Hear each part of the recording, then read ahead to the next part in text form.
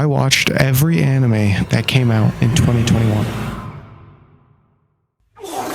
I'm going to preface this video with this is my magnum opus. This is by far the video that's taken the most time to make, the most time to like think out and write for. There were some things I might do different next year if I do this again, but for the most part, this is like the most effort I've ever put into a video. This has taken throughout pretty much the entire year of 2021, just like constantly working on watching anime for this, as well as just writing down notes on the show and stuff like that. It's just been an incredible labor of love to make this video, and I'm fucking excited as hell to make it. So this video is going to be kind of it's a worst to best. I'm starting with the anime that I liked the least this year, and then going all the way to the one that I liked the most. And with that, I'm also doing it tier list style, but instead of doing an S to F, I'm doing a, 10 to 1. So we'll be starting at the 1s and working our way up to a 10. Spoiler alert, no 10s this year. No 10s. Or is there? Really makes you think. That'll really keep the viewer retention. Oh my god. That'll really keep the viewer retention up.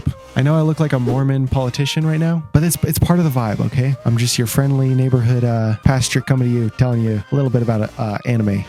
I will also note, before we get into this, the start of this video is just going to be really negative. I'm sorry in advance. There's still nice things to be said about some of these lower entries. If you want to hear like positive reviews, just stick around, or even, I wouldn't even be that offended if you skipped into the video a little bit. Speaking of viewer retention. Fuck. Speaking of viewer retention, am I right, guys? First anime, let's go. Transdress. Combatants Will Be Dispatched is an anime. It's an isekai where the main character gets sent to a different world from big titty overlords, you know what I'm saying, on sort of a side mission to take over this alternate planet and their government and everything that has to go with that. Along with this plot is it's comedy. So anime comedy. It's an anime comedy. Bit of an oxymoron if you ask me. Comedy anime, especially ones like this, usually fall under a certain couple of categories. For this one, it is like booby comedy, and by that I mean it's like, oh look, a child, haha, no booby, but we still gonna sexualize it though. And then it's like, haha, biggie mommy, biggie moop, biggie mommy, biggie milky, yummy. And then the other aspect is just him being a sexual predator, sexual criminal. I'll say that, a criminal. He literally in the show goes around pretending to rape people, scaring people that he's gonna rape them. And the other aspect is lollies, children. Sexualizing children is so epic. We should get like the anime man counter for every time, I mentioned pedophilia. Hey, check it out. There's the anime man counter right there. This guy really likes kids. The only perceivable comedy that I get from this anime, a little bit of the premise is a little bit funny to me because they're bringing shotguns into a fantasy world. So people will be like doing spells or whatever, and then they'll just get shotgunned. A little bit of a slapstick, joke. I don't think it ever made me like full out laugh. That's a bit better respectable comedy than, what I've previously mentioned. But another thing is that they try going from these comedy moments into actual serious tones, and it's on a flip. Like they just try to do it like that, and it just does not work at all. The main girls that sent him to this world also keep flip-flopping on if they hate him or love him. At the start, they send him out there just pretty much to his death, and then by the end of the anime, without any it's not like they developed into liking him, but by the end, they were like wanted to fuck him and shit, I think. I don't know, maybe I was picking up the wrong tones from the show, but it seemed like they were really into this guy. Another thing is the characters have about as much depth as Jujutsu Kaisen characters, and that's saying a lot. That's a pretty low bar. I still think Jujutsu Kaisen takes the cake for worst characters, but I'm just joking, guys. I'm just joking. The main character sucks. We all know that, but it's just kind of baseless characters. Not really any personality to be seen besides what I've already mentioned. The last thing is just this random fucking lion character just shows up. He just shows up out of nowhere. It makes me feel like I missed an episode or something, and then he just is in the main group after a certain episode, just not very consistent. Okay, last thing is it's just kind of funny and racist to put all the black people as demons. All right, so let's just slide that one up to the 1 category. Okay, yep, 1. Next is another 1, which is interesting because before this I had to make this video, I had 1 out of 10 on my anime list account, and that was big order. But now I got 2. I got Combatants Will Be Dispatched and Jouran, the Princess of Snow and Blood. I don't really know how to say. I'm gonna call it Snow and Blood from now on. I feel like the other ones are like offensive in some way. One of them just is making jokes and comedy out of very not good things. And then Big Order is also, it's like incest, pedophilia shit, and it's also from like the same creators as Mirai Nikki, which is an anime I like, so I expected it to be good. But this one, I really didn't hate anything about it. Well, I did, but it was mostly just because it was poorly put together, and I feel like it would be giving it way too much credit to give it anything but a 1. Like, it kind of forced my hand into giving it a 1. This anime has the worst pacing I have ever seen in any anime ever. Every single 2 episodes, it completely changes its idea of what it wants to be and what kind of goal they want the characters to achieve. The first couple episodes were about like a revenge story, which was kind of like engaged me. And then it turned into like this government takedown sort of thing. And then after that, it was about the main character going and living by herself in like a peaceful shrine. And then it just goes like shitty from there too. Like just random ass plot points that don't need to be there. When the anime took the turn into this sort of peaceful lifestyle that it wanted to go for, I was actually quite happy. I was like, oh, okay. So these first 4 episodes were really weirdly paced because they're kind of like the prologue, like the start of something greater with her trying to figure out how she can live peacefully with these war tendencies of her past. It seemed like that was just the prologue, and I was actually quite happy with how it was going until I realized that that's just how the pacing is. Because pretty much as soon as I caught on to this like, new peaceful narrative where it's like she wants to take this little kid that's been kind of helpful to her mental state out to live a peaceful life, it switched again. So it's like, nope, that's just the pacing. It's just really terrible. Because of these issues, it makes the show so fucking aimless. Oh, terrible. You don't want to cheer for any characters because you don't know what any of the character motivations are. And even when the characters have somewhat clear motivations, they change halfway through the show. Perfect example is this character. This character right here seems friendly, and then they're not friendly, and then they're friendly again, kind of with no reason at all. And then like this character, like what the fuck? I feel like no character has any actual consistency in the show whatsoever. If that wasn't enough, they constantly add these fucking twists. They just pull twists out of nowhere, almost just to like have something at the end of an episode to keep you watching to the next one. Stuff like fake deaths, they've done that 2 or 3 even times. 3 even. Fucking idiot, shiroberry. Idiot. As well as like people's intentions. They're like, oh, friends. But then it's like, no, really though, I have a gun to your head, so you better watch out, kid. I will say, even with this show, I can see a glimmer of hope in Asahi. Asahi is like the girl that goes off to the village with her and is sort of, I guess, emotional support for the main character. And I think that their relationship is actually super interesting. If they did it right, it was going in the right direction for sure. Asahi is kind of like pushing for the main character to have like a normal life and not keep going back into this craziness. But every time that Asahi comes back into the main character's life in some way, she's so thankful, but then she fucking pushes her away for no reason. And it's so fucking frustrating as the viewer to just be like, okay, finally, this sense of direction that like Asahi is bringing to the table, finally, she's here. The stories might make sense at some point because of this. And then MC, I forget her name, is just like, hey, fuck you, bitch. I'm gonna push you out over there. Go over there. All right, slide that one up to a 1, just barely ahead of the other one.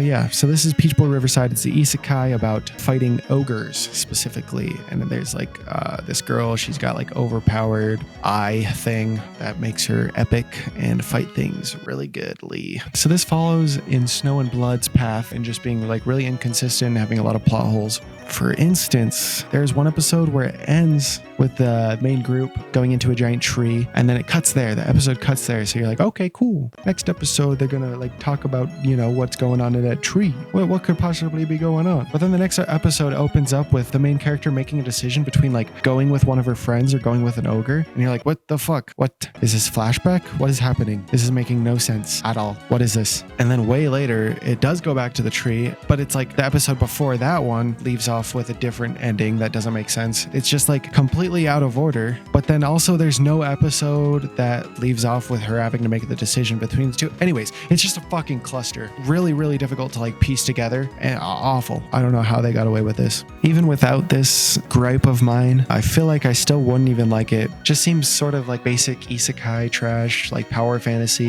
The girl's overpowered. Frau's pretty epic. I'll talk about her in a second, but even like she's super overpowered and doesn't seem to have any weakness. There's like a swordman character, then he doesn't seem to have any weakness. But what I will say is the best episode in the anime is the swordman's backstory of him and his master and his dog. It is episode, let's see, episode 9. Episode 9 is amazing. If you're gonna watch the anime, you know, I gotta give credit where credit's due. Episode 9 is very good, but it's mostly good because it gets away from this main story focus and goes off into a side character's backstory. So take that as you will. Something I would also like to point out is Frau. Like the design for Frau is very, very good. Just as like someone who cares a lot about that sort of thing, it is very important to make a character easy to draw if you're trying to make them like iconic. I'm pretty sure a couple of years down the line, I might still remember who Frau is just because it's so easy to draw a character like that. You know, you got the head, 2 ears, scarf, schoolgirl outfit or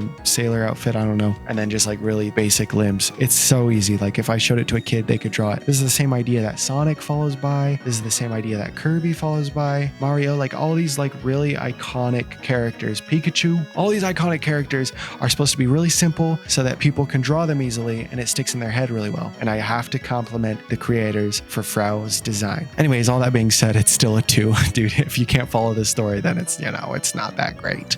So 2, there you go, bye. Okay, this one might give me some shit, but I've seen a lot of positive reviews of this one. I personally can kind of understand where they're coming from, more so than like Jujutsu Kaisen, people who say that's a 10. Come on now, guys. But this one should have been something that I really liked. Oh yeah, okay, here it is. Sonny Boy is, I guess, technically an isekai where a whole classroom of people go to another world. That's about all I can tell you narratively because that's a big issue with this anime that I'll get into in a second. Okay, so first I'm going to say the things that I like because I actually do like quite a bit from this anime. First off is that like it's kind of like quiet and understated, almost in like a pretentious way, but I love it. I honestly love it. I think it's so great just having this silence where you just have to sit in it and think about what's going on. It's great. I would even consider it something close to Kaiba, which is my favorite anime, by the way. I'm comparing this anime to my favorite. So, you know, big ups. The music is really fucking good. The way they incorporate their music into their anime, I feel like they don't add too much music, but what they do add is holy shit. It's so powerful. You can feel the emotion. And lastly is like just the imagery in it. Oh, God, such amazing art and animation. Fucking astounding. Big chef's kiss for you. A really good example of really fucking solid imagery is episode 8. Episode 8 is a backstory for one of the characters and it is a standalone story. So if you want to watch it by itself, I would highly, highly recommend it because it's actually an amazing episode. And I've rewatched it since finishing the anime. I came back just to watch this episode again because it's so fucking good and the art is amazing in it. But with that comes the downsides. It's like really, really difficult to pay attention to narratively. And that's why these side stories, these character backstories end up being way more impactful than the actual story itself, in my opinion. So I'm going to give you a list of things that happen in this anime and just tell me that it's not fucking convoluted as shit. We got time travel. We got alternate realities. We got all the powers. It's assumed that everybody in this class that got teleported got powers. A good amount of them never show up. And even the ones that do end up having inconsistencies with their powers. Anyways, I'm going to keep going about the other things. All the rules in the world. The rules there are completely inconsistent. Politics and fights for power. Tapes that alter reality, and then interdimensional travel. Doesn't that sound like maybe a little bit too much to put into one anime? It's like impossible to follow. As you sort of heard me say while I was listing all those things out, even the things that they add into the stories feel really inconsistent. So even if they did everything right in that list, I feel like it would still be too convoluted. But they even messed up the stuff that's on that list. So I feel like the narrative is just way too like difficult to follow, just throwing way too much at you at just such a short time. It's just 12 episodes and they just fit all of those things into it. I feel like there's a lot of symbolism and it actually drives the show more than the narrative itself itself does. That also made it difficult to follow because I didn't really pick up on what it was trying to symbolize exactly. So I kind of want to rewatch it, and I honestly kind of want to make like a standalone video on Sonny Boy in the future. But as it stands right now, I just really don't get it, and I can't put an anime very high if I don't understand what it is narratively at all. But I do want a lot more anime like this. Please keep making anime like this. I loved it, but it was awful also. So one of the main characters dies throughout the show. I guess a little bit of spoilers, but I didn't say which one, so I didn't spoil nothing, buddy. They die, and the show doesn't acknowledge it at all, which I guess sort of like plays more into the symbolism. Like maybe I can't figure out what it means, but they just die without any of the main characters actually acknowledging it or like mourning or anything. It's just so bizarre. And then the last thing is just the end quote that I don't know. It's just stuck with me, and it's kind of a big reason why I want to end up rewatching it. Our lives are only beginning. What lies ahead will take a little longer. What does this mean? What could this mean? Especially when it's like dimensional travel and they sort of maybe get back to their old life by the end of the show. I don't know. I'll have to rewatch it and make a video in the future. Anyways, let's put that bitch up at a 3. There we go. Put it up there. Yahoo.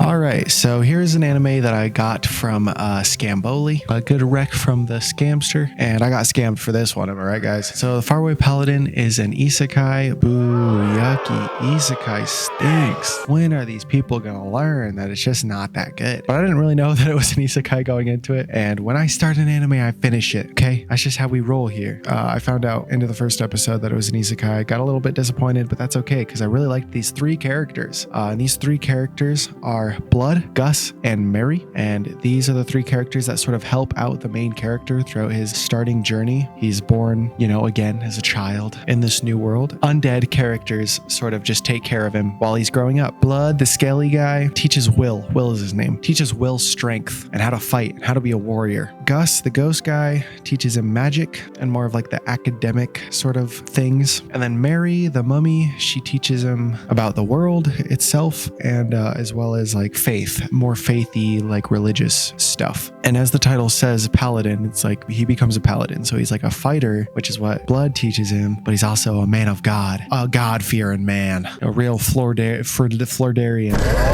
A big theme of this video so far is pacing issues, and this one has it. Not quite as bad as the ones earlier, but more so in just like the power fantasy sort of bad pacing way. By episode 5, he kills a god, for instance, and then by episode 9, he kills a dragon. It's just a lot to take in. He's just so powerful by the time he's 12 years old. Another kind of cringe thing that happens in the anime is late speak. Let's keep that in the past. He leaves Blood, Gus, and Mary to go off on his adventures after episode 5, and then literally everything after episode 5 is just like your normal everyday isekai. Completely skip worthy, just completely not worth it. But I do like the first couple episodes where he is with the undead group. They add sort of like this new filter of growing up in the new world instead of just power fantasy bullshit. I don't know, thought it was pretty cool, but then it wasn't, so 4. You go 4. Bye 4. Supercub is a sort of like a cute girls doing cute things anime, slice of life about mopeds. I guess they call them motorcycles in the show, but we know what they are. Not a whole lot to say. The first bit was very watchable. I thought it was like cute, it's just sort of like a chill anime, maybe like fall asleep to, or whatever. But after a little bit, I realized that the whole anime was a fucking product placement for Honda. Yeah, so I don't know. It just felt super disingenuous after I noticed all of the Honda product placement. Hey, check it out. Episode 9, dude. Check this out. Mason Troy Adams. Look, that's Utah. Utah shout out. Just ignore the fact that British Columbia is there in this American themed restaurant. That's okay. That's okay. We look over that because we got the Utah shout out. Let's go. Utah born, Utah bred, Utah born, Utah bred. Okay, another bonus point is I love when anime have real life areas put into it. Like you could actually physically go to these places that the characters go to. And I was able to find where this place was. So here's the map in the anime. And then here is the map on Google Maps. So that's kind of cool. You could, technically go to the place, even though this anime is not that good. Okay, anyways, 4. There you go. Bye 4. All right, Link Click, another anime that I felt was a little bit overrated. So the first thing I noticed watching this anime was the fucking, oh my god, the way they draw hands. Fuck, dude. Oh my god, about to make me act up, bruh. Damn. Shit. Fuck, they got too many details, bro. That being said, the art is amazing in this show. If there's anything to, give to this show, is that the art is so refreshing. It might be because it's like a Chinese studio or maybe just a new studio in general, but holy shit, the colors and like everything in the background. Sometimes I will admit it looks a little bit American-ish. Like it looks like it could be an Invincible, it could be that sort of style, you know what I mean? Anyways, along with it being Chinese, is there's just like certain things that when you're watching, a new medium, you kind of have to like get used to. And because this was my first Chinese animation, really anything that I've consumed Chinese wise, I had to get used to a lot of like cultural differences. Biggest one is like the names. I can't differentiate any of the characters because I can't. The names are just hard for me to compartmentalize into like the characters that they're supposed to go with. Another weird thing is like the phrases are just so weird. Here's a phrase from the show. Have you read so much books that you're losing your expression? Like what the fuck does that mean? Maybe it's just like poor translation or something and it actually does make sense. I have no idea. Another one is they call everybody uncle and auntie. And listen, I lived in Hawaii for a year when I was younger. I guess year is not that long, but people around me there used aunt and uncle a lot, but it made more sense then and not so much sense now in the anime. I don't know why. It was just weird. It was hard to tell who was actually an aunt and who was actually an uncle versus just saying it as like a respect thing. I do have to talk about how bad the world building is because at no point did I feel like I was immersed in the story because these characters have powers that basically give them the ability to go into pictures. They look at a picture and they're able to go into the person that took the picture and like experience their life for 24 hours or maybe 12 hours. One of them can go and do that, and then the other one can watch from not in the picture. He can watch and kind of like instruct the other character on what to do, and he always like knows what's coming next, but he also is surprised by things that happen. It's really weird and like hard to follow. But another thing is just like, how come there's nobody else who has these powers? Like, how do they get these powers? There's just like too many questions that they kind of left unanswered and like makes the world building suffer in that way. Another thing is that like the two guys that I just mentioned, the two main characters are just sort of bland. Like this guy is just like main character archetype. He's like has a job to do, but he's always like ethically conflicted. He's like, oh, she's gonna go through all these painful things, and if I stop it, then I won't be able to, see the perpetrator, or it's just like a rule to not stop certain things. And he ends up stopping certain things and just sort of fucking shit up. I'm pretty annoyed by this main character. The other guy is not so bad, but he's still also just as bland, sort of like the dry expression, sort of like the brains of the operation, sort of the anchor to the crazier character, if that makes sense. Just very like cookie cutter to me. And the last of my complaints for the show, I guess, is just like the sound design is really bad. Sometimes the voice acting is just way too quiet compared to the actual show, as well as stuff like punch sound effects just like do not have any impact. You hear people get punched and it's like someone like punched a pillow and like recorded the sound for that. I've seen videos of people like movie studios and stuff like that talking about what goes into it, like a punch sound effect, and I don't know, I just feel like they definitely skimped out on the sound design. The kind of sound design that they didn't skimp out on though is the intro and outro. Holy fuck, so fucking good. It might be the best of the year. There's some other good intros and outros later on in the list. Actually, let me check real quick. I'm gonna be honest, I think it's probably the best outro. I'll give it that. That's its award. This anime, I mean, I shat on it a lot, as you could tell. I was planning on putting it lower, but the last 5 minutes, literally the last 5 minutes of the last episode, holy shit, it makes me so excited to see what's gonna happen for the future of this. And I know they're making a season 2, and I am very, very excited. And it's definitely gonna be higher than a 5 than this next season. It seems like they addressed some of the world building issues. Anyways, yeah. Who cares? Am I right, guys? Anyways, it's gonna be a 5. So there it is. Ended up. Ooh, okay, there we go. All right, so a couple of these entries I'm just going to skip over a little bit, and this is definitely going to be one of them. It is called I Became a Black Girl, but it's spelled gal, like G-A-L. So I fucked my best friend. That's what it's called. Oh, God. So yeah, I'm not gonna spend too much time on this one. I'm just gonna say when I add stuff to my list, I just read this synopsis, and I read this one and I was like, oh, okay, By Awakening. That's what I thought. By Awakening. God, I mean, I would love an anime about that. And I checked the rating because it sounded like a hentai. So I was like, okay, I checked the rating, and the rating said mild nudity. That was a bit of an understatement, to be frank. So yeah, let's just move on. It's a 6. Boop. Okay, next anime. Thank you. Okay, Record of Ragnorac. I read the manga. It's about humans fighting gods in like a tournament bracket sort of situation. It's amazing. I love the manga. It's one of my I've only read like 3 or 4 manga, but it's like my favorite.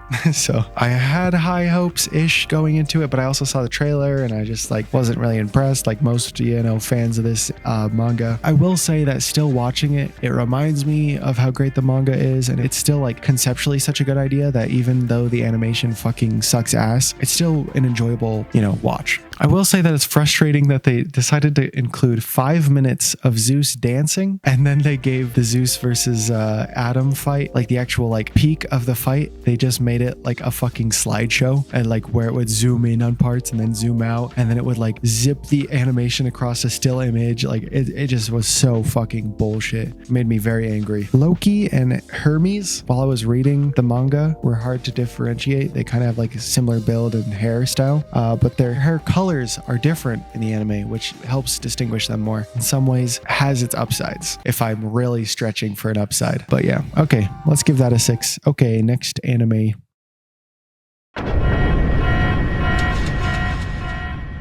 Next anime is Jujutsu Kaisen. Now, first of all, I'm not going to talk about it too much. Just go watch my video about it. But a lot of people who watched my video, I guess I should make a clarification. A lot of people who watched it thought I hated it. And I guess in some ways I do hate it. But it's also like what it does good, it does amazing, which is its animation and its fight scenes. As well as I made that whole video before Jujutsu Kaisen had ended, which means that I wasn't able to see the last episode. And I fucking love the last episode. It makes me really like Nobara as a character. I guess I look forward to it a little bit, but I still really, really dislike the characters.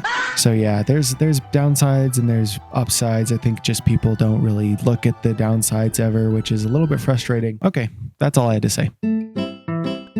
Words bubble up like soda pop. I think it's the only movie that I watched this year. Actually, I'm going to make sure that's true. It is true. I think the biggest problem with this anime is that it just doesn't really have a target audience. It's too slow to be for kids, but it's also got this like childish slice of life, but also really like rubbed in kid friendliness. Too much of a slow burner for kids and too childish for adults. That being said, a lot of, adults watch anime, so including me. So I guess there is a little bit of a, a market for this sort of thing. But it's a lot more niche than if they were to, just go in one side or the other. I guess it's kind of a cute story, going out of your comfort zone and not letting your insecurities run your life. And I do appreciate that. And the ending of the movie is amazing in encapsulating that message really nicely. Anime about making art will always have a place in my heart. Oh, damn, I got the bars today.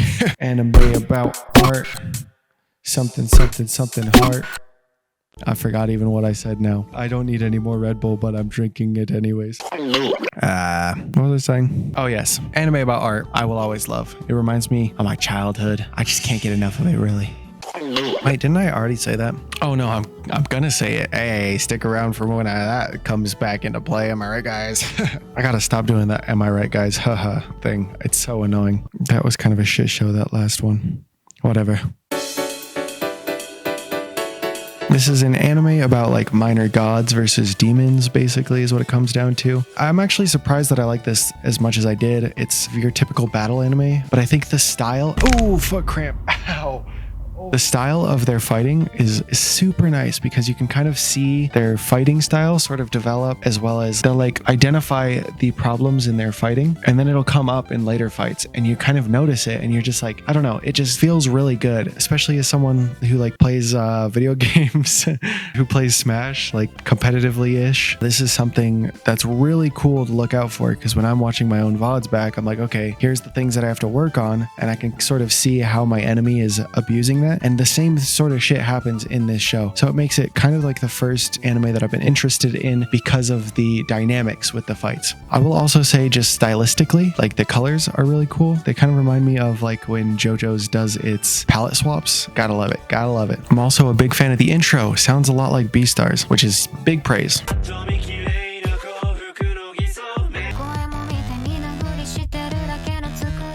Another cool thing is that the bimbo character, the character that you would think is like kind of like, you know, stupid, just there to be fan service, actually is like the mastermind kind of. I just thought that was a cool subversion of expectations. I did not see that coming. Yeah, so she ended up being a character that I actually liked when that sort of stuff in anime just comes off as very cheap and pandering to like the gross people in the anime community, which is a lot of them. Maybe I shouldn't say that in a video about anime for anime fans, but hey, some of you guys are kind of sus. The biggest gripe that I have with it is it does this like fast forward explanation thing that's basically just like an information dump. Awful, terrible, very lazy. And as the anime goes on, it starts using that less and less. And I think that it just sort of realized, I'm not sure if it's an anime original, but if it is, then they just sort of like realize that that's really lazy and to work in important points without having to do something like that. And then my last thing is just like each episode just kept getting better, which I guess I just sort of said, but just in general, even without that point, each episode kind of got me invested more in the characters, ended up becoming invested, which this anime I did not expect to get invested in at all. So this is like a hidden gem for me because I don't know. I haven't heard anybody talk about it. I also just didn't think I would like it even that much myself. But yeah, we'll put that at a 7. There you go. Bam. Odd Taxi is another one that was pretty heavily talked about in the anime community. It's sort of this show that's more about the town, like the city that they're in, instead of individual characters as much. I would akin it to something like Durara, which just like Durara, I didn't actually like that much. I mean, I liked it, but it's just sort of not my thing, to be honest. A lot of the show is very, very slow and sort of builds up these questions throughout the entire show that honestly don't get resolved until the very end. They just sort of put them up so that you're like, okay, well, when is this gonna get fixed? And each episode just feels like it's stacking more and more up. But what I will say is the ending is amazing because it actually delivers on all these questions. Every single one, nothing is left unanswered. And that's impressive because there was a lot to answer in that show. The best analogy I could use for this is you don't like watching people set up the dominoes. You just like watching them fall. So like for me, most of the anime was kind of filler until the last episode where everything kind of comes together. But the ending is amazing. So yeah, another thing is the rapper guy. I don't think any other rapper guy will ever beat the Devilman rapper guy. He just sort of feels like a knockoff to me. His flows are weak, bruh. You hear my flow earlier? Damn. Anime about art. Something heart. Damn. I'm hot with it, dude. I'm hot with it. This guy is not with it. There's another one for the fans. Whoa, slow down there a bit, buddy. You didn't even rank the anime in the tier list. Hi, I'm the editor. I'm the guy who does all the nitty-gritty editing behind the scenes. I don't know if you know me. I'm TVLEN, TVLEN on all platforms. Yeah, I do music. Yeah. So yeah, we're gonna move this to a 7. Wow! Horimiya. I'm calling it Horimiya. So everybody at home, when her name comes up, I'm not going to call her Hori. I hate that. You know what they call Hori in JoJo? Holly, because that's her name. So I'm calling her Holly, and that's why it's Horimiya. Horimiya is a anime about relationships. It's mainly about the main girl and the main guy, Holly and Miyamura, hence the ship name for the title. Yeah, you get it. You get it. Out of these two characters, I think the girl is extremely cringe. I really don't like her. Really not a fan. She's so annoying. But Miyamura is amazing. I love that guy. I wish I was him. I've never been so into a high schooler before. There's another one for the counter thing. But yeah, like I said, the anime is about relationships, and it's not even just the main two characters. It's like all the side characters sort of interact and make the world really believable, and all their connections really like great. Just so good. Some of my favorite interactions. There's Remy and Sakura. Amazing. Holly and Miyamura, obviously we just talked about that. Miyamura and Honoko, Miyamura and Kyosuke, Toru and Yoshikawa, and then Toru and Sakura. It's just so good to have all these different connections with different characters. It's like a lot closer to real life than just having the main characters interact and then them being the exact same that way with every other character. More realistic to have them different with each character because that's how real life is anyways. I don't have to tell you that. That's pretty fucking obvious. Okay, but with all that also comes love triangles and love hexagons and, you know, all sorts of fucked up shit like that. Even without all this shit, we have amazing characters. I'm not gonna go into all of it, but I did write notes on a good number of my favorite characters, so I'm gonna throw them up on screen right now. Boom, boom, boom, boom. Boom. I mean, it's probably just going to cover this whole screen. You can pause and read it if you're that interested. Another great thing about this anime is sometimes you're watching like a show or something and you just want to like reach out and fucking just make them do something. It's like, I got an example. In this show, this girl's trying to give this guy cookies because, you know, obviously interested, obviously trying to pipe, bro. She trying to get this kid fucking pegged, bro. I know for real. Anyways, yeah, but as she's trying to give him these cookies, he runs away. His friend's like, hey, come over here. And she's like, okay, bye, girl. Bye, girl. And then she's like, hold the fuck up, bro. I got some shit to say just for the fuck of it. I'm on something else right now. Jesus Christ, more Red Bull. But she catches up with him and gives him the cookies. God damn, you gotta love it. You gotta love it when shit like this happens. You just want her to be like, stop him, bro. Stop him. This is important. You have to give him the cookies. And then she actually does it. I love it. That happens so many times in this anime. There's also just good representations of actual problems that people have in relationships. At one point, Holly sort of projects pretty heavily onto Miyamura, and I don't know, I just noticed it, so yeah, there it is. That's what's happening. Just kind of cool to see this in the sort of media that I consume. I don't see a lot of people talking about, you know, healthy relationship things, but she is unhealthy. I hate this bitch. Get her out of my fucking face. The sort of vibe that I got by the end of this anime is if you're a straight girl in high school, you'll probably dig this shit up. You'll probably fucking love this shit because you're probably just like Holly. Just a fucking annoying little kinky bitch. It's so ham-fisted. I have to complain about that too. It is so ham-fisted, her like weird masochism kink. Like she forces this nice, pure, innocent, amazing guy to just punch her and like degrade her randomly. Oh, it just makes me hurt so much. It's so cringe. Literally, this anime would be so great if Holly wasn't a part of it. I hate this bitch. And the anime also ended really nicely. Really, really well. The season ended, but it's getting a season 2. I'm not sure why. I guess some relationships didn't end up happening completely, but the main 2 had a good ending there. So I don't know. I guess we'll see. I'm excited for season 2. I'll say that. horimiya is an 8. There you go. 8. All right, next is Quince. Not going to talk too much about it. It's season 2. Harems are pretty cringe. This one's pretty good. It's a bunch of girls who are failing school, and then the main guy is tutoring them. So it's not like sort of trashy like the other ones. He has a reason to be around them all the time, and he's not really trying to like fuck all of them. He's mostly trying to like put off any sort of relationship with them for the sake of their studies. And I don't know. It's just like a lot more, it's a lot less trashy than most harems and a lot more focused on his interactions with them and solid moments. I give it up. It's a very good harem that everybody should be watching, and I'm excited for the end movie. I'm probably gonna go see it with my friends. And oh shit, okay, yeah, Ichika, best girl. I also cosplayed her for Halloween, so here's a couple of those pictures for the fans, of course. And I should also mention that it's better than season 1 if I hadn't already. And so yeah, Quince is an 8. Okay, so when I'm making these videos, planning them out while I'm watching them, I sort of like type up little bulletins so that I know sort of things to talk about while I'm up here, even though I fumble a little bit. You know how it is.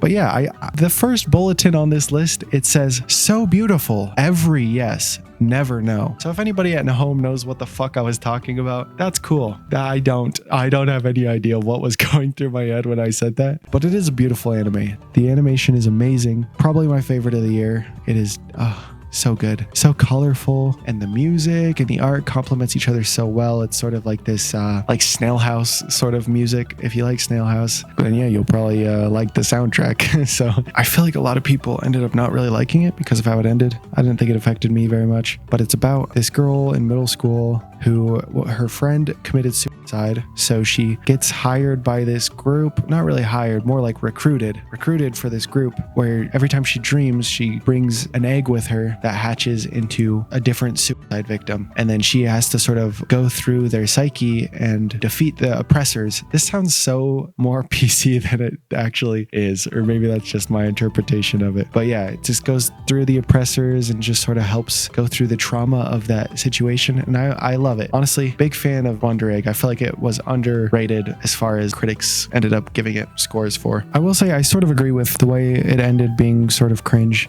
Ai's relationship with the teacher, the artist teacher, incredibly cringe. I'm sure if they end up doing a season 2, they're going to explain why it's like unhealthy and why it's bad to be into your teacher.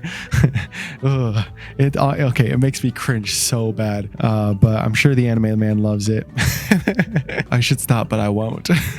And then Frill later on in the season makes me so uncomfortable. Jesus Christ. I know she's supposed to, but Jesus. Ooh, heebie-jeebies. There's so much of the anime that actually does give me like cringe chills. Ugh. And then the last thing is very good sound design. Frill's mouth clicking is an amazing strategy, mostly used in like horror movies and stuff. You know, like Jigsaw has its like signature laugh where it's like, and then like Texas Chainsaw Massacre, you know, the buzzsaw starting up. It's like these sort of horror elements where it's a sound cue and now you know what's coming and it's kind of horrifying. I loved it. Just had to rant about that nice little sound design choice. Oh shit. Okay. I forgot to mention something pretty important is, to me anyways, is that this show is like very LGBT. I think they have one character that is at least the L, G, B, or T in the anime. And it's the first time for me anyways where there's actually been like a trans character in anime. Very cool. Very cool. But might not even be the last trans character this year. So buckle in for that. Okay. Yeah. So Wonder Egg, it's an 8. Throw it up there. Give it an 8 already. Come on now. Okay, so here's another season 2. Not going to talk too much about it, but Beastars continues to be a source of amazing world development as well as amazingly written characters. Legoshi is continuing to be one of my favorite anime characters, period. In this season, he takes up more of like a detective-esque role and also devotes himself more to like combat, which is pretty interesting and sort of a cool little departure from season 1. Season 1 was more like interpersonal developments with people in his school and his club and everything like that, but the ending was not good. I thought it was so weird. If you've watched it, you know what I'm talking about. There's a certain thing with, I don't know how to frame this in a way that doesn't give spoilers, a certain sacrifice that one character makes for another one to get a certain power up, a little gamer tip, and it was a little bit out of right field I don't know, it just, didn't hit the right way for me. Very weird, very awkward. I'm a little bit scared for the future of this anime. I really liked season 1. This one was a little bit less of a must watch for me, but we'll see what the future holds for this anime. But for this season, I'm gonna give it an 8. Throw her up. Okay, I'm gonna be honest, out of all the anime this year, I feel like this is one that I don't really remember super well. I remember certain points and I remember liking it, but I guess it's kind of forgettable.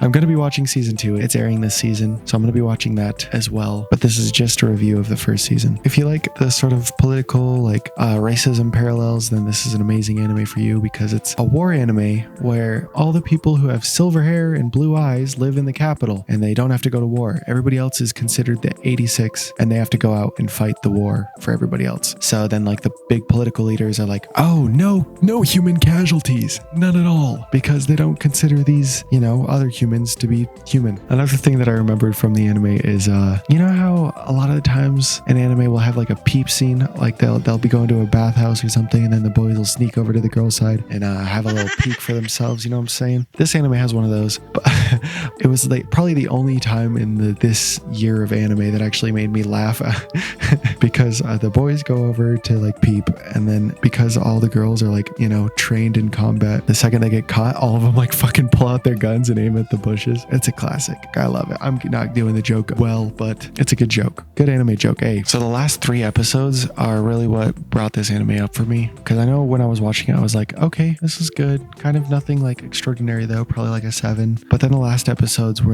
holy shit, I did not see this coming. Oh my god. And then the very last episode, the way it ends, so good. That's why I'm confused on why there's a season 2, is because I feel like it wrapped up perfectly, but I'll still watch it, see what it's all about. Oh, also this anime is huge in Japan, so that's another thing. I do also remember characters just sort of randomly disappearing from the show, and I guess they died, but it just didn't show it, or maybe I wasn't paying attention to certain characters dying. Anyways, it's an 8.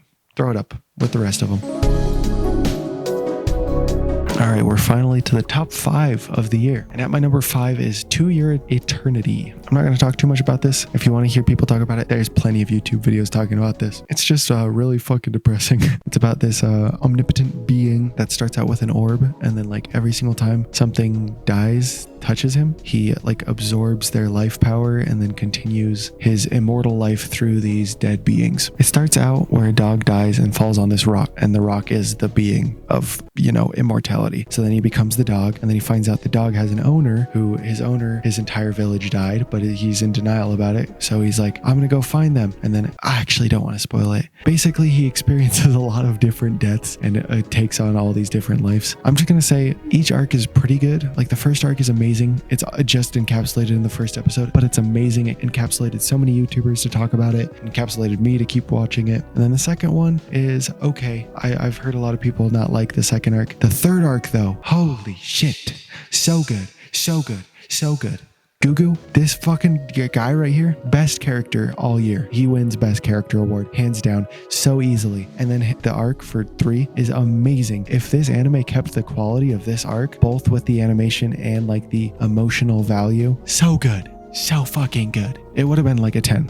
And I'm not even joking. I was considering it, giving it a 10 by the time I finished the third arc. But then the fourth arc happened. And it was kind of a big letdown, I'm going to be honest with you fellas. Throw that up at the 8s as well. Throw it up there.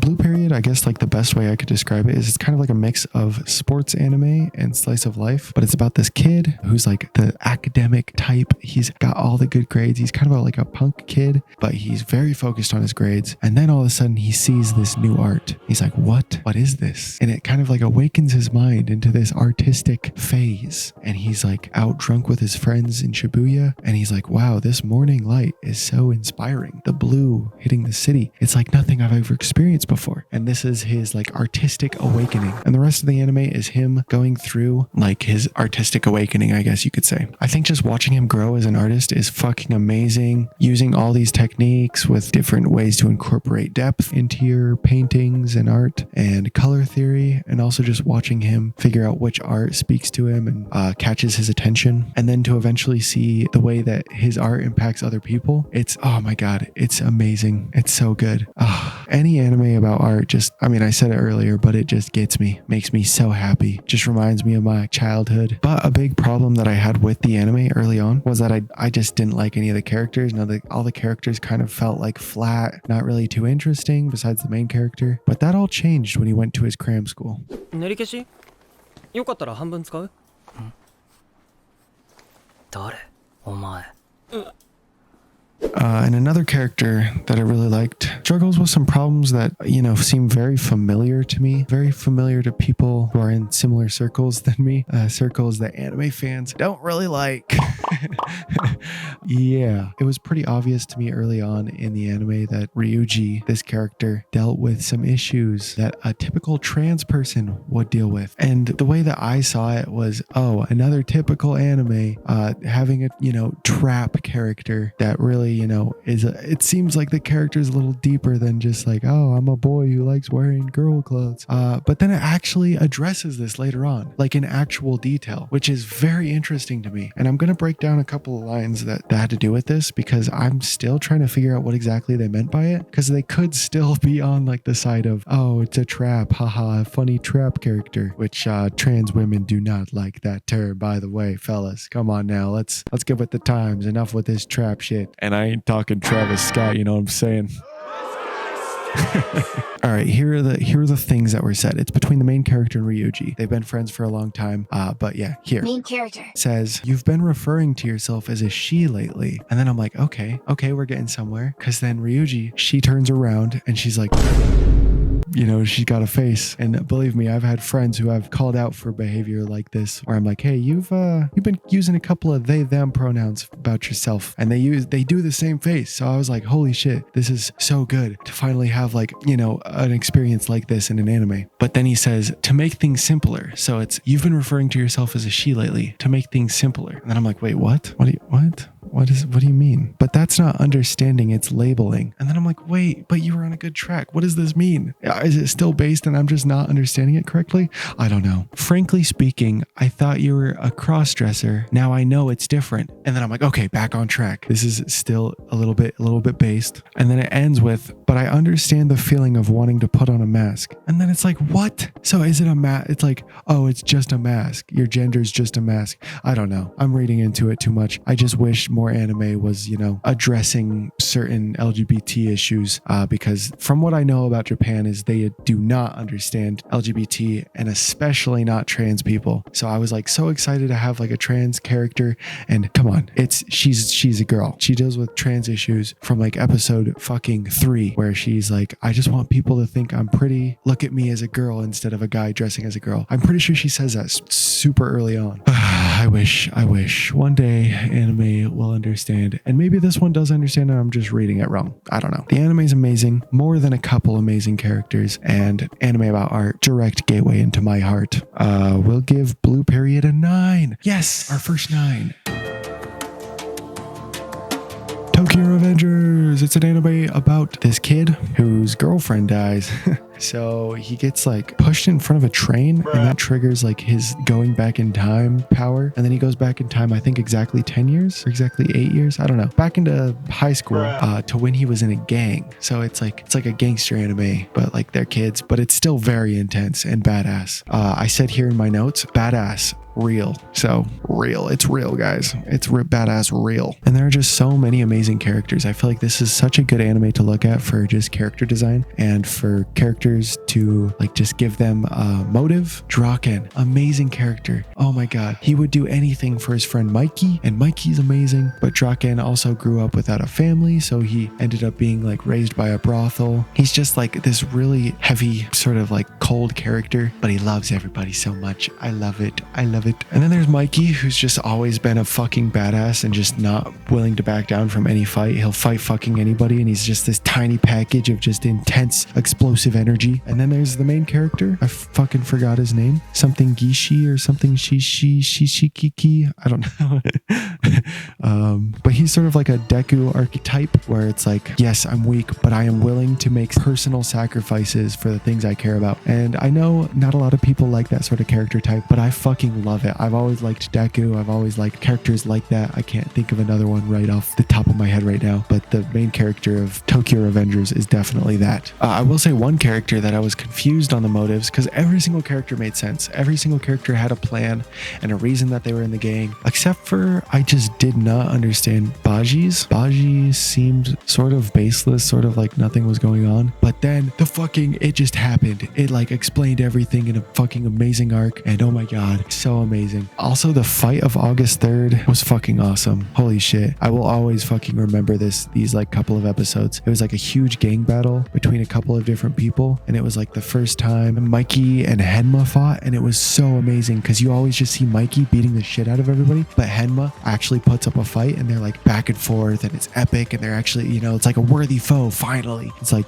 typical anime thing, but it's amazingly done. So good. And it's also the first time that the main character actually proves that he can make a difference. He's always, living in this past, not really, figuring out how he can help with his girlfriend's death in the future. But this is the first time where he's actually made a breakthrough, where he's actually changed the future. So yeah, actually that reminds me, another thing about the anime is that it sort of goes from his current time when he's like an adult back to when he's a kid, and he sort of like time travels between the two spots. But it is a little bit annoying because the time that he doesn't spend in one spot, himself is just sort of running on autopilot in the other time zone. So it's kind of like, it's stressful being like, oh my god, is he going to make the right decisions while he's like in autopilot in this other time zone? It was like an anxiety inducing for when I was watching it.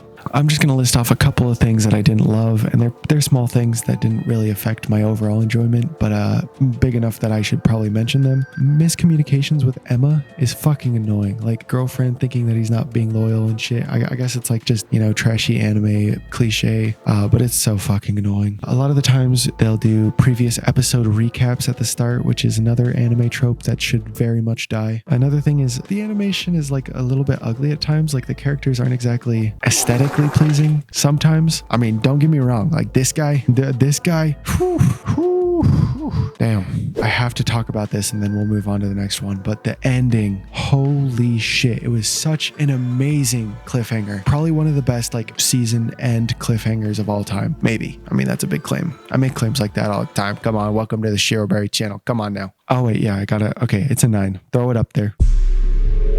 Attack on Titan, I feel like there's pretty much everything that you need to be said about Attack on Titan has already been said about it. I'm just, talking about this season, not the entire show as a whole, because I think the entire show so far is a 10 out of 10. There's just so much attention to detail, and there's so much like amazing world building, as well as callbacks and like foreshadowing that make the show really just powerful. And it's very clear that the creator put a lot of time and effort into crafting this story. And a lot of that does come through with this season, but just not quite as much as earlier seasons have, in my opinion. There's also the big thing that Mappa was the, animators for this one instead of Wit. Studio Wit made pretty much all of them up until this point. I think all of the seasons. And I mean, people have their arguments about who is better, but it's pretty obvious that they just had less time Mappa has with the anime. And they're just trying to get it out faster so that people don't, end up going to the manga. I haven't gone to the manga yet, and I'm very, very excited for this next season, which will end the story, I'm pretty sure. I've heard a lot of things about it, and I'm just excited to see what everybody's talking about. But yeah, anyways, back to this season, sorry. The biggest thing about this season is it got a lot more political than the seasons before it, and I like that. And it also showed an entire new world, a whole new area basically, and that's been going really fucking well so far. Also, time skip, I fucking love time skips. I cannot stress to you guys how much I love time skips. I cried on the first episode of Naruto Shippuden, and nothing sad even happened. I was just so excited to see all my characters all grown up, and that's real, by the way. Yeah, it's a 9. The show as a whole is a 10, but it's a 9. Okay, next. All right. My numero uno anime of 2021. Jobless reincarnation. An anime about learning magic is infinitely better than any sort of anime where they're just born with talent, or it's just like a boring ass swordsman. You know the ones where it's like just they're sort of like a whatever fighter, and then it's more so focused on like the background characters. That shit sucks. I'm not a big fan of isekai. The fact that isekai is at the top of this list should say something. The anime starts with him sort of like learning magic. It's a lot about like him being curious with all these ideas, and also like just growing up with his family in this other world. But it's almost like a slow burner. It's not really a slow burner, but it is compared to like other isekai where they're constantly jumping to these huge milestones just over and over and over again. This one is like a lot more laid back and slow, and you can sort of see like his family dynamic. It's so interesting because there's a lot of drama, and I won't spoil it, but I will say his dad is like an impossibly complex character. So much so that I could make a whole video talking about how much Rudy's dad is an amazing character and reflects real people instead of, character archetypes and stuff like that. As Rudy grows up, you can sort of see he's a little bit fucked up. He's a little bit fucked, bro. He is like the most deprived, pervy, disgusting child of all time. And I hate these sort of archetypes. I hate this character that anime has like pushed to people in general. I hate him. I hate Rudy. I hate the way he is. And I hate this side of that anime because it makes it really difficult for me to tell other people that this is a good show that they should watch. As you watch the anime, you sort of realize that they actually look at this thing as a problem. They look at this character's depravity as a problem instead of just, a fun, quirky character trait. And on top of that, he starts a lot more bad. But as the show goes on, you can kind of see that he's getting less awful.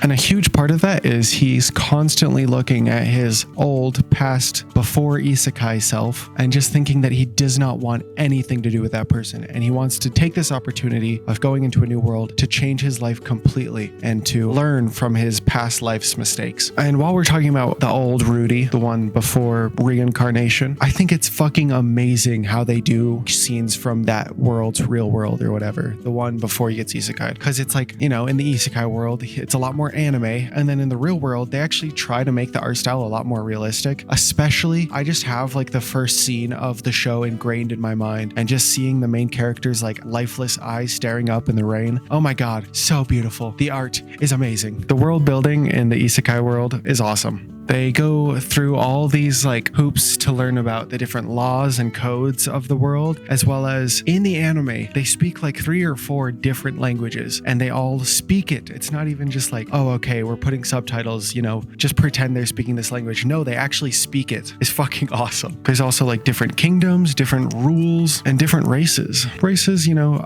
it is a little bit anime. There are like, you know, basically cat girls and like shit like that. But there's also like demons. But with all these like kingdoms and such, there's also a lot more of a focus on the political aspects. I think the political stuff is going to be put off until later seasons. Right now, it doesn't go into it quite as much as I expected, but they definitely planted the seeds for this to be delved into. But also, again, with the kingdoms, every single time they go to a new kingdom or like a new city or town or whatever, I'm just fucking awe-stricken by how amazing like each city is and how different it is from the last. And like there's a huge stereotype about isekai having like the same city over and over again. Here it is, that one. You see this one, that one. But holy shit, they fucking blew it out of the water. There's amazing villages and towns in this anime. And I'm so glad the animators got the time to work on this that they needed, because the art and the scenery are fucking astounding. And just, you know, the animation of like fighting scenes, like I'll play some of these. Look at this shit. These are just them training, bro. It is fucking awesome. But then when they're not, you know, training, they're actually fighting stuff. They have like amazing synergy and it just comes across so well through the art. I love it. All right, so here's just a bunch of random points. I couldn't really figure out how to segue them correctly, but we're just gonna rapid fire these really quick. Outro sounds like Dream, you know, the Mask song. Here, take a listen. Tell me if you can hear it as well.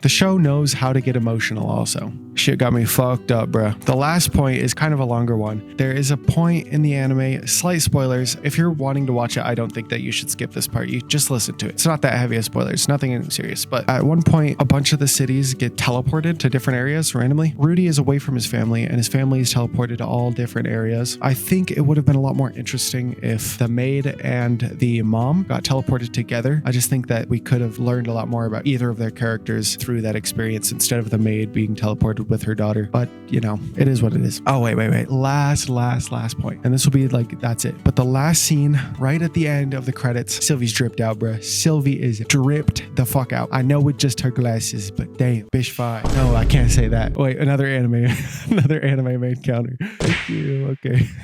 Okay, so that's it. That's all the anime. You might be thinking to yourself, well, you didn't mention the anime I like. Looks like someone fell for a little bit of clickbait, huh? What a classic. We love doing it around here. Better luck next time, kid. One day you'll understand. But thank you for watching this video. It actually did take a lot of time, so thank you a lot. Also, go check out my other 2 videos that I made, end of year style, the music one and the video game one. The music one, I will say, it's kind of like how people post, you know, their Spotify raps on their story. I don't really care if you see it. I just wanted to make it so it's out there. I don't expect it to be super good, and if it's not your thing, don't feel like you have to watch it, but it's out there if you want to. Okay, I love you guys. Good night. Who needs a little kiss on the forehead? Oh fuck. Oh shit. Oh fuck. My lights fell. Goodbye.